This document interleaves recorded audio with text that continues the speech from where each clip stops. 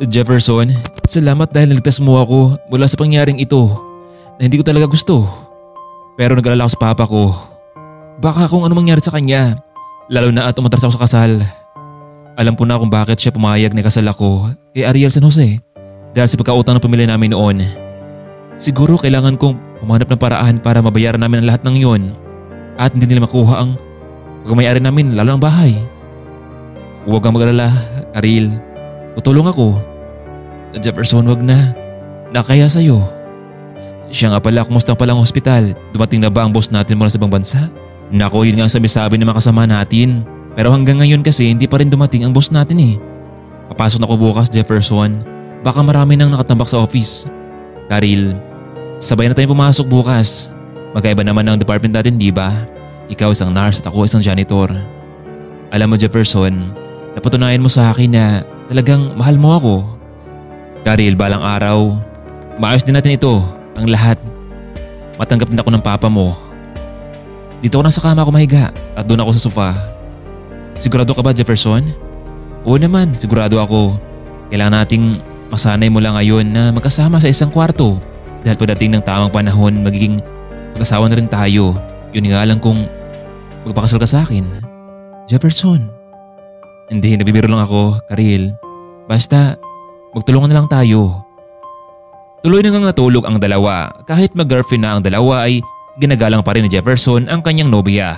Nangako siya sa kanyang sarili na kasal muna bago ang lahat para kay Jefferson. Kinabukasan maaga nagising ang binata para maghanda na makain nilang dalawa. Sobrang saya niya dahil sa wakas ay natupad na rin ang kanyang pangarap na makasama kahit papaano ang kanyang nobya. Karil, gumising ka na. Nakahanda na pagkain sa mesa. Ako, Jefferson, pasensya ka na. Hindi ako nagising ng maaga, medyo napagod ako kahapon. Ayos lang yun, Karil. Ang totoo, gusto kong ipagluto kita ng makain dahil bisita kita, hindi ba? Tsaka, dobyo mo ako. Jefferson, paano nga pala nagkaroon ng motor? Hindi ba mahal ang motor na yon? Nako, ano ka ba? Hiniram ko lang yun sa kakilala ko. Ganun ba?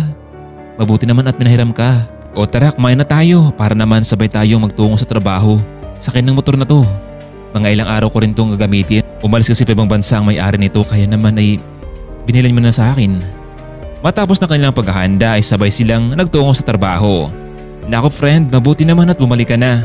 Hinahanap ka ng supervisor natin, maraming pasyente roon na nakarang araw. Pero friend, nagpaalam naman ako sa kanya. Siya nga pala, balita ko kinasal ka na daw. Gaano ito katotoo? Nako friend, hindi natuloy. Mahabang kwento pero hindi ko siya mahal eh. Alam mo Karil, sayang naman. Isa palang doktor ang mapangasawa mo. How I wish sana ako na lang yun. Micaela, oo, mayaman sila pero halos hindi naman malunok ang ugali nito. Huwag mong sabihin na kayo pa rin ni Jefferson, yung janitor dito sa ospital? Ano naman? Mabait naman si Jefferson, hindi ba? Oo nga, pero kung siya ang magiging asawa mo in the future, mahirap kasi di mo siya ka-level. Micaela, hindi naman estado ng buhay ang hinahanap ko kundi mabait, masipag at dedikasyon.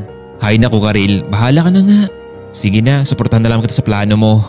Maraming salamat Micaela. Maya-maya pa dumating na rin ang kanilang supervisor. Alright, makinig kayong lahat. Sunod na mga linggo pa darating ang boss natin, kaya maghanda kayo.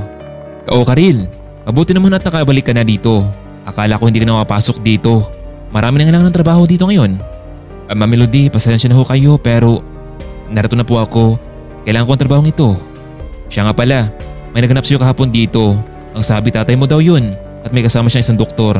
Si Dr. Ariel San Jose, galit na galit sa'yo. Ang sabi ko wala ka pa dito. O sige na, back to work na everyone. Karil, ayaw kong dumating sa punto na dito mismo sa ospital magkagulo. Paano kung dumating ang boss natin? Baka ito pa ang dahilan para matanggal tayo sa ospital. Hayaan niyo po Ma'am Melody. Hindi po mangyayari yun. Siguraduhin mo lang Karil ha. Samantalang hindi naman alam ni Gilbert ang gagawin.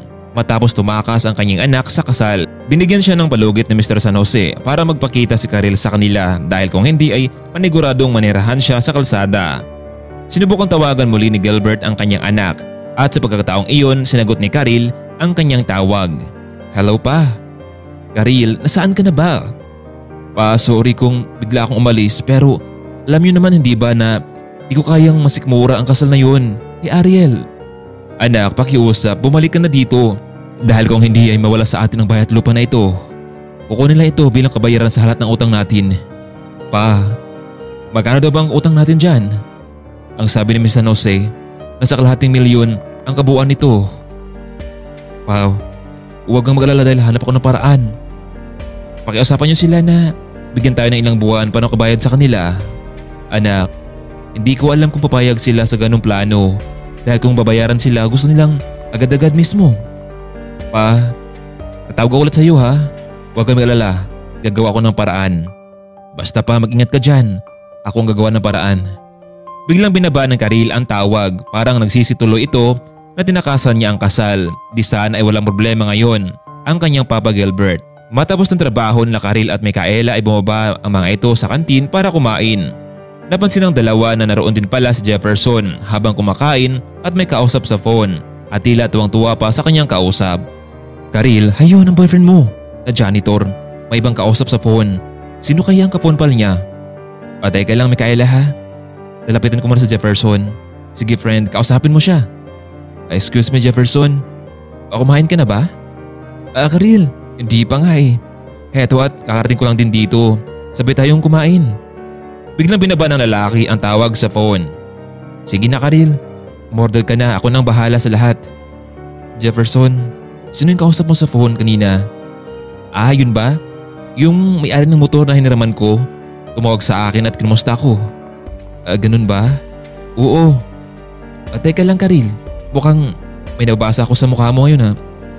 May problema ka ba? Heto nga, nakausap ko ni si Papa. Kapag hindi namin nabayaran ang kalahating milyon na pagkautang namin, papapilitan nilang kunin ang bahay at lupa namin, lalo na't pamana ito ng lolo namin. Tulungan mo ako Jefferson, baka may alam kang taong pwedeng utangan dyan. Sa halaga na yun, babayaran ko naman sa loob ng 1 taon. Naku Karil, walang taong magpapahiram ng ganong kalaga.